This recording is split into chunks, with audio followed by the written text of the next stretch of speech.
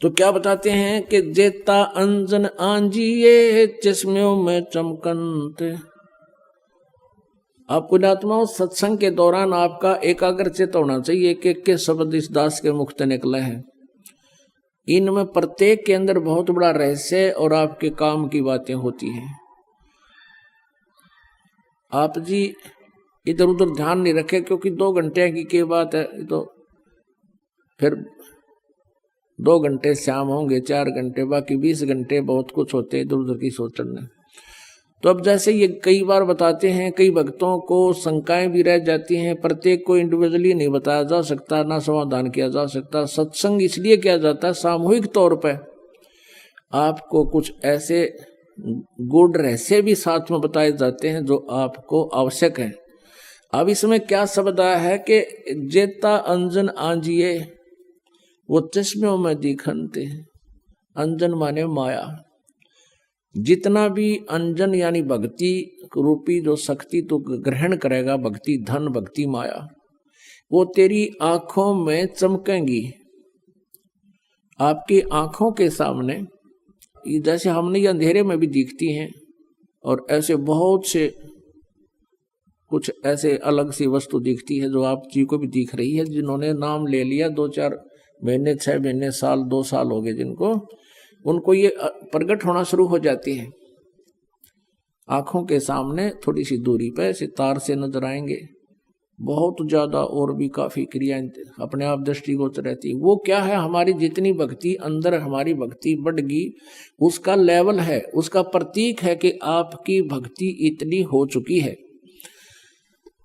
और एक भक्त, कई बार कुछ भक्त ऐसे मिले, वो कहने लगे जी मेरी आंखें खराब होगी, आंखें के आगे काला काला दिखे, तार से दिखे, और डॉक्टर को भी दिखा, डॉक्टर बोला ऑपरेशन करा ले। मैंने कहा भाई ये तार जो है, ये जो भी तुझे दिखाई दे रहा बेटा, तेरी भक्ति का प्रतीक है, और ये हमें भी दिखाई देते हैं। ये ना दिखे फिर भक्ति है नहीं तुम्हारी। ये देखने से नहीं अपने आप दिखेंगी, ऐसे आप ध्यान से देखोगे, आपको कई बार ऐसा लगा जैसे कोई मक्खी आ गई, खाना खाते समय भी ऐसे लग रहा मक्खी या मच्छर आ गया, लेकिन वो हमारे परमात्मा अंदर से जो भक्ति का आगे प्रतीक, वो रिफ्लेक्शन बाहर आ रहा है। और ये सूक्ष्म शरीर ऐसा ही होता है, और ये भक्ति का प्रतीक भी उस नूर से ही हमारा ये लेवल बता रहा है। तो इस प्रकार चिंतित नहीं होना। बहुत से ऐसे भक्त हैं, एक कहने लगा जी मैं तो घर से बाहर नहीं निकलूं, देखूं जब मैंने दिखन लग जाए, मैंने डर गया कदे भूत हो।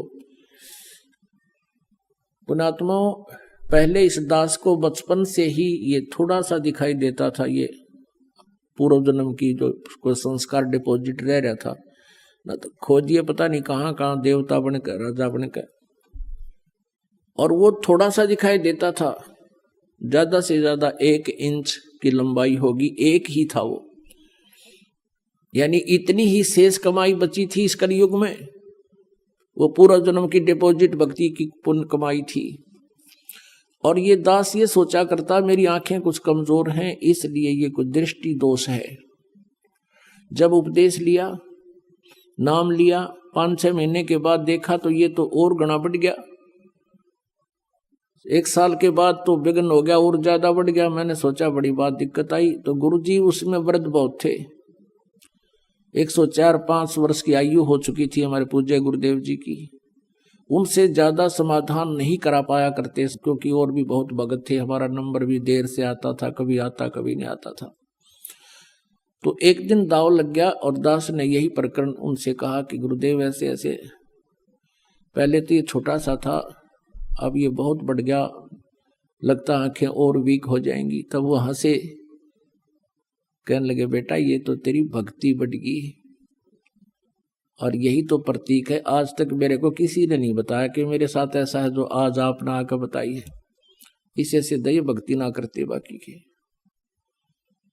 और ऐसा ही था उनके पास, कोई माया मांगना होता, कोई बेटे मांगना आया करता, कोई कार, कोई ठी, और वहां भी नाम ले लेते, और फिर माता ही घंटी बजाते, विष्णु देवी पर भी जाते, वो सारे थारा ये समझ माई होता कर्म बिगाड़ देते। ठीक है ना, उन्हें कुछ दिखा था और क्या दिखना था।